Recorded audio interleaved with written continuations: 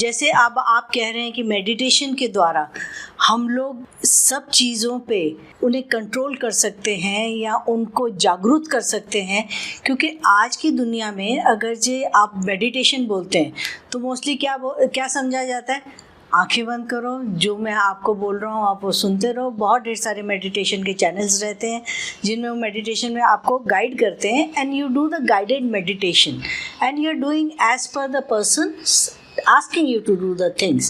But I think the level of meditation that you are talking about is totally a different meditation. It is not like meditation which is being, you can just broadcast it or podcast it or do anything.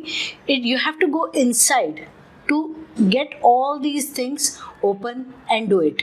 And I hope that Sunil, you'll be able to help people in doing even this type of meditation, because this is what you have made your foundation strong about it. So please enlighten us on this, ki how do we go about it? Is the meditation in today's world, whatever the people are doing, is it what meditation is as per our Sanskriti, or is it something different that you are talking about?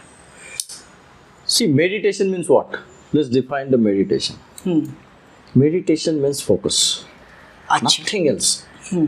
What you are doing, focus knowingly, unknowingly, right? On daily basis, whatever you are doing unknowing. But then you are focusing on your work, focusing on your activities, study, projects, relationships. You are basically meditating.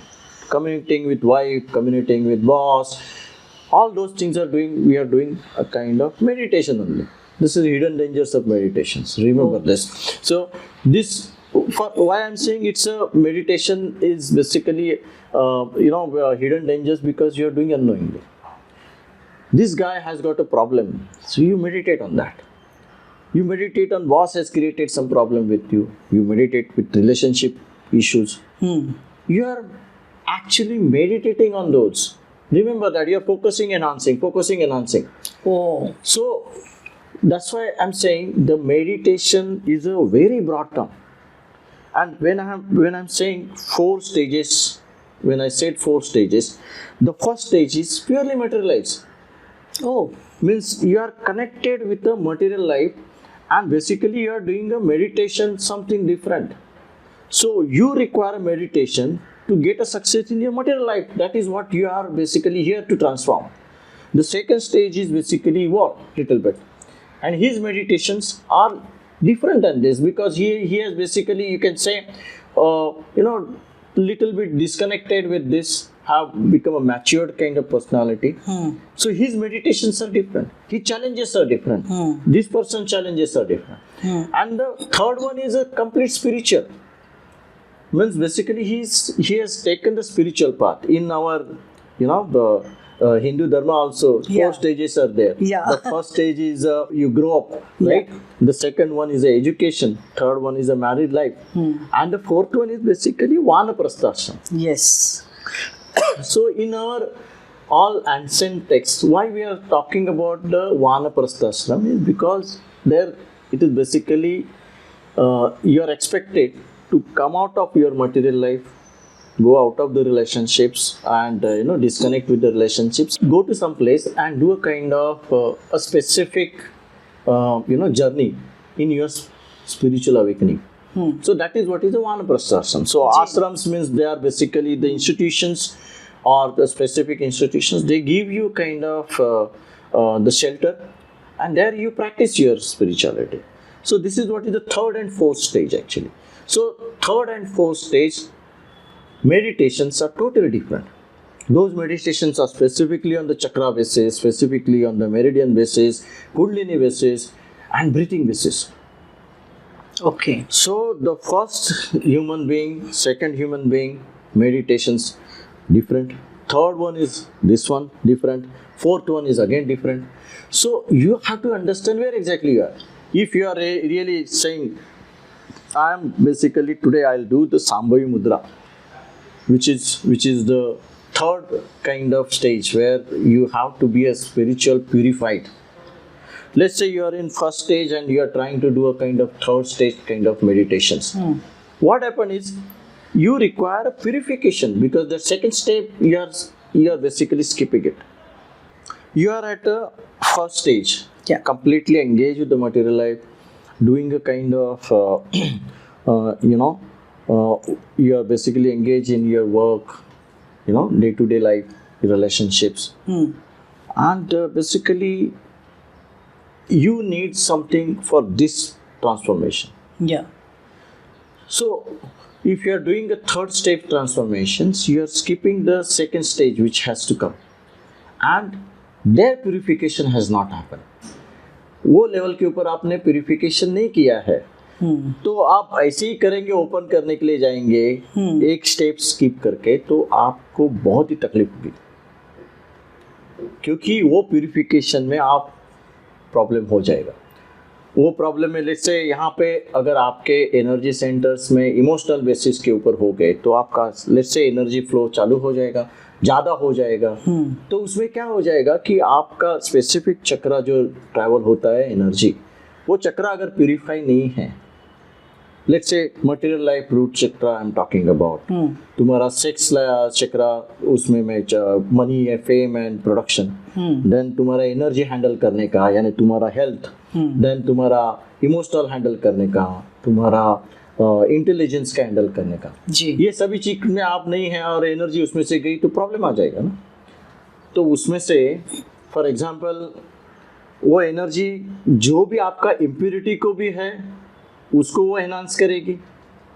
अगर आप purify है, उसमें से positivity है, तो वो positive को भी एनहांस करे. एनर्जी इज एनर्जी, तो आप जिस तरीके से आप उसको यूज करना चाहेंगे तो वो हो जाएगी. लेकिन अगर आपने गलत तरीके से यूज किया तो उसको आपको फिर ये करना, प्रॉब्लम फेस करेंगे. तो वैसा ही होता है. इसीलिए फर्स्ट जो मेडिटेशन प्रैक्टिसेस है फर्स्ट ह्यूमन बीइंग के लिए मैंने डिफाइन की है, उसमें से आप मटेरियल लाइफ में से कैसे मेडिटेशन करना है, अच्छा, आपको विजुअलाइज कैसा करना है, मैनिफेस्टेशन कैसा करना है, मटेरियल लाइफ में आपका माइंड कैसा काम करना है या माइंड को कैसा कंट्रोल करना है, आपके षड्रिपुज कैसे कंट्रोल करने हैं. सेकंड लेवल के ऊपर भी एक स्पेसिफिक चक्रा अगर हो गया तो आपको अंडरस्टैंड हो जाता है कि ये यहाँ पे मेरा पॉजिटिव है, तो उसमें से कैसा फिर वो पॉजिटिविटी से हैंडल कैसा करने का जी. या वो जो चक्रा आपका बहुत एनहांस हो गया है, लेकिन वो एनहांस में क्या हो जाता है कि आपको अथॉरिटी आ जाती है मटेरियल लाइफ में. ये चक्रा की लेट्स से हार्ट चक्रा या आईब्रो चक्रा अथॉरिटी आ जाती है. लेट्स से IPS officer and all that, let's say politicians, let's say the fame में आ गए एक्चुअली, लेट्स से एक्टर को सक्सेस मिला, तो वो उसको आपको कैसे हैंडल करेंगे, तो वो उसके लिए एक अलग तरीके के मेडिटेशंस है. वो आप कैसे करेंगे वो मैंने डिफाइन किए हैं, और वो कैसे करना है मेरा इसमें से मैं सिखा देता हूँ. मेरे जो कोर्सेस है लेवल 1 से लेके लेवल 4 तक. लेकिन अभी लेट्स से थर्ड वन में आपका कुंडलिनी अवेकन कैसा होता है, या आपका रुद्र ग्रंथि में बात कर रहा हूँ, या आपका ब्रह्म ग्रंथि, विष्णु ग्रंथि या कुंडलिनी मेडिटेशंस, ये सभी थर्ड एंड फोर्थ में आ जाते हैं. अच्छा, आपका बैकबोन जो है, स्पाइनल कॉर्ड ब्रीथिंग भी बोलते हैं या ब्रीथिंग बोलते हैं, ये सभी हाई स्टेज में आते हैं. ऑफकोर्स ब्रीथिंग आप फर्स्ट स्टेज में भी करते हैं, लेकिन वो अलग तरीके से करते हैं. थर्ड एंड फोर्थ स्टेज में ब्रीथिंग करते हैं, तब आपका एक अलग सीक्वेंस रहता है वो ब्रीथिंग में, और वो उसमें से आपका वो एनर्जी आपका स्पेसिफिक चक्र में से जाता है. तो ये मेडिटेशन प्रैक्टिस हर एक बंदा पर्टिकुलर लेवल के हिसाब से करेगा तो वो बहुत बढ़िया रहेगा. Let's say students, let's say scientist और जो प्रैक्टिकल में घुसे हुए, तो उनके लिए मेडिटेशन अलग करना है. अगर आप स्पिरिचुअल पाथ लेते हो तो उसके लिए मेडिटेशन अलग है. और ये सभी अगर आपको ऐसा लगता है मेडिटेशन किया तो मेरे को पीस ऑफ माइंड मिलेगा, या पीस ऑफ मेडिटेशन यानी क्या, आप फोकस करते हो, आप जिसके ऊपर फोकस करेंगे उसके ऊपर है. माइंडफुलनेस में आप जैसे फोकस करेंगे फोकस तो, लेकिन आप फर्स्ट स्टेज में हैं, माइंडफुलनेस करो और वापस आप काम पे लगे जाओ, तो आपका माइंड रिफ्रेश हो जाता है. लेट्स से क्या रहता है कि लेट्स से तुम्हारा माइंड में सभी वाइब्रेशन चलते रहते हैं, प्रोग्राम चलते रहते हैं, उसका प्रायोरिटी रहता है. तो वो आप क्या करते हैं कि अगर कुछ ऐसा डाइवर्शन स्पेसिफिक मेडिटेशन करते हैं तो क्या होता है कि आपका माइंड थोड़ा अलग तरीके से उसको थिंकिंग करता है, तो इसका थिंकिंग बंद हो जाता है जो चलता रहता है. अब वापस आप जाएंगे तो वापस तो वो वापस चालू हो जाता है, लेकिन वो फ्रेश हो जाता है, थोड़ा सा फ्रेश हो जाता है। इसीलिए बोलते हैं ना, थोड़ा गैप ले लो, you take a break, you go for a walk और you go for a trek और समथिंग। कुछ इश्यूज आ गए तो उसमें से, तो ये सभी ये है फर्स्ट लेवल के लिए। लेकिन second, third, fourth are basically going through a kind of places where you are removing your layers. Oh. And you go into the purifications step by step. और तुम्हारा चक्रा प्यूरिफाई होता है, तुम्हारा कॉन्शियसनेस प्यूरिफाई होता है, माइंडसेट, एटीट्यूड, बिलीफ सिस्टम पूरा। And another thing is, ये high level के ऊपर एनर्जी हैंडलिंग वो सभी आ जाते हैं। Then you start giving the whole thing to the community. आपके पास जो भी है, जैसे हीलिंग वगैरह है तो आप हीलिंग दे सकते हो, वो सभी ऑटोमेटिकली आ जाता है वो सभी करने से। लेकिन वो आप हीलिंग देने के लिए आपके पास वो आना चाहिए, आपको मेंटेन करना चाहिए, क्योंकि आपका बॉडी भी उतना प्यूरिफाई होना चाहिए ना। फॉर एग्जांपल, अगर एनर्जी आ गई या हार्ट में आपके इश्यूज है तो वो हार्ट को वो प्रॉब्लम आ जाएगा। हाँ। जैसा यहाँ आईब्रो में पे है, क्योंकि ये हर एक चक्र जो है आप आजू बाजू के ऑर्गन्स को कंट्रोल करता है। हाँ। तो अगर उसमें इशू आ गया, लेकिन आपके पास हाई एनर्जी है लेकिन हार्ट अटैक आ गया, आप इमोशनली बहुत हाई है लेकिन हार्ट अटैक आ गया, क्योंकि आप वो एनर्जी हैंडल नहीं कर पाए। तो ये सभी चीज़ें हैं, लाइक माइंड या ये सभी क्राउन रिलेटेड इश्यूज जो है, क्योंकि एनर्जी ज़्यादा होगी या कम हो गई, और कर्मा, ये तीन इसमें आपका हीलिंग होना जरूरी है। Excess of energy, lesser of energy and your karmic things.